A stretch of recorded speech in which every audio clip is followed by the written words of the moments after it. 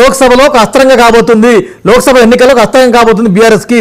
ఆ విషయం మీరు ఒప్పుకుంటారా లేదా రాహుల్ గారు?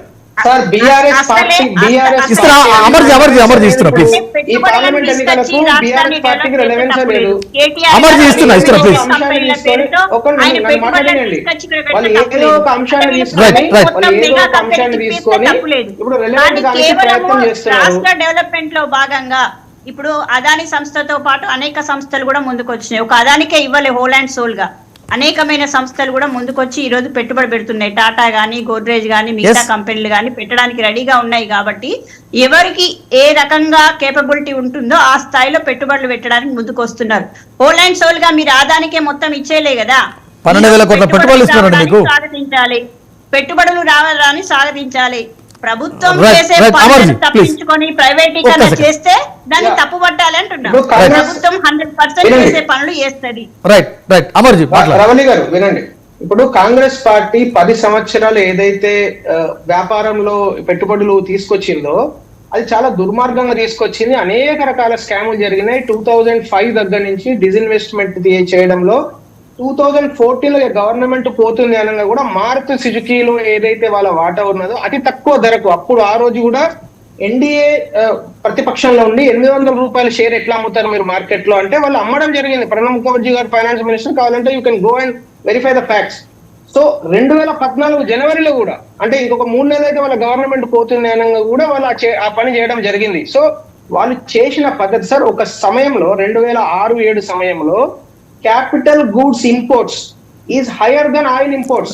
Can you believe? మొత్తం ఈ 70 సంవత్సరాలు ఎప్పుడు జరగాలి అటువంటి ఎకనామికల్ అనమోలీ, అలాంటిది జరిగింది. ఇప్పుడు బిహెచ్ఎల్ కావచ్చు, బిఈఎంఎల్ కావచ్చు, మొత్తం పిఎస్యులతోని రొమేనియా, ఉక్రెయిన్ ఇట్లాంటి కంట్రీస్ నుంచి సెకండ్ హ్యాండ్ ఎక్విప్మెంట్ ను తీసుకొచ్చి ఇక్కడ వాళ్ళతో కొనిపించి కిక్ బ్యాక్స్ తీసుకున్నారు వీళ్ళు. విలాసరావు దేశ్ముఖ్ గారు చనిపోయారు, ఆయన ఉండే హెవీ ఇండస్ట్రీ మినిస్ట్రీ.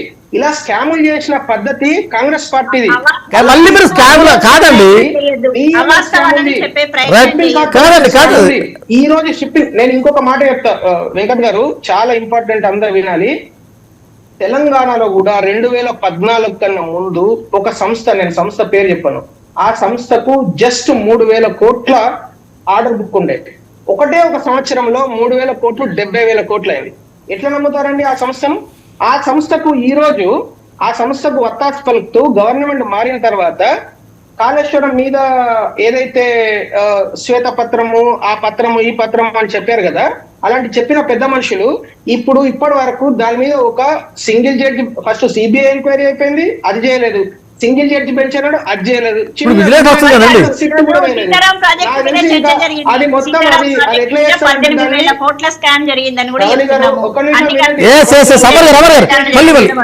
దయచేసి ఇప్పుడు మీరు మాట్లాడే పద్ధతికి మీ నాయకత్వం మాట్లాడే పద్ధతికి చాలా డిఫరెన్స్ ఉంది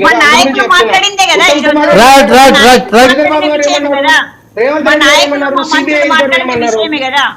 సీతారాం ప్రాజెక్టు విషయంలో డీటెయిల్డ్ గా ఈ రోజు ఒక చర్చ జరిగింది. ఎక్కడ ఏం జరిగింది, ఏం అవినీతి జరిగింది, 18,000 కోట్ల వెంకట్ గారు, ఒక సంస్థకు అబ్నార్మల్ గా ఆర్డర్ బుక్ పెరుగుతున్నప్పుడు ఎవరికైనా డౌట్ వస్తుంది. ఇప్పుడు అదే సంస్థ షిప్పింగ్ కార్పొరేషన్ ఆఫ్ ఇండియాను కొనుక్కోవడానికి ప్రయత్నం చేస్తున్నారు. అదే సంస్థ కృష్ణా డెల్టా పబ్లిక్ లిమిటెడ్ కంపెనీని కొనుక్కోవడానికి ప్రయత్నం చేస్తున్నారు మహారాష్ట్రలో వెళ్ళి.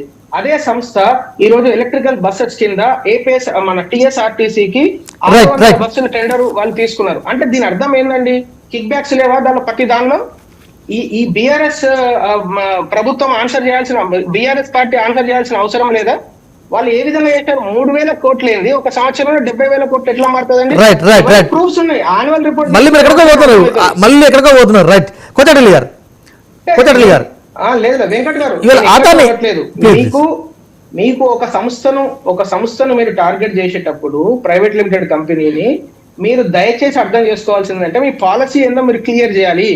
ఒకవేళ మీ పాలసీలో అబ్నార్మల్ గా ఎవరికైనా వ్యాపారం పెరిగితే మేము ఎంక్వైరీ చేయాలి అనుకున్నాం అనుకోండి, అందరి మీద ఎంక్వైరీ చేయాలి, కరెక్టెడ్ గా మాట్లాడొద్దు.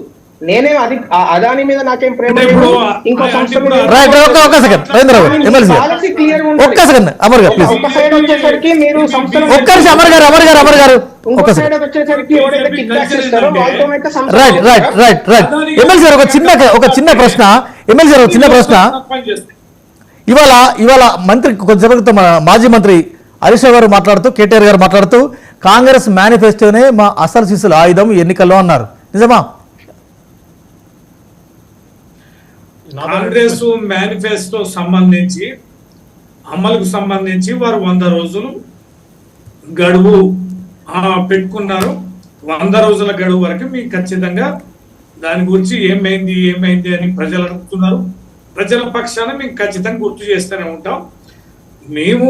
మేమనేదే కాదు, జనరల్ గానే ప్రజలు చాలా అవేర్గా ఉన్నారు, కాన్షియస్ ఉన్నారు. వారు 6 గ్యారెంటీల పథకాన్ని వాళ్ళు ప్రజల్లోకి చాలా విశ్వసనీయంగా తీసుకెళ్లిన దాని మీద ప్రజలు కూడా చాలా విశ్వాసంతో ఉన్నారు. ఆ విశ్వాసాన్ని కనుక వంపు చేస్తే ఖచ్చితంగా ఆ ప్రజల పక్షాన పోరాటం చేస్తాం అనేది మేము చెప్పే అంశం.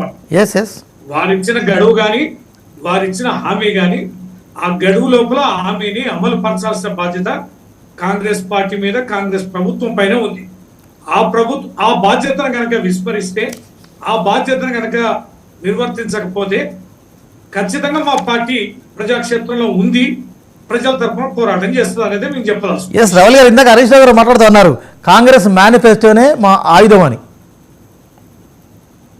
వెంకట్ గారు, అంటే ఈ 6 గ్యారంటీ పథకాలతో పాటు ఇంకొక 99 హామీలను కూడా మేము పెట్టుకున్నాం, కానీ ఆ 99 హామీలు అనేటివి 100 రోజుల్లో చేస్తామని చెప్పలేదు.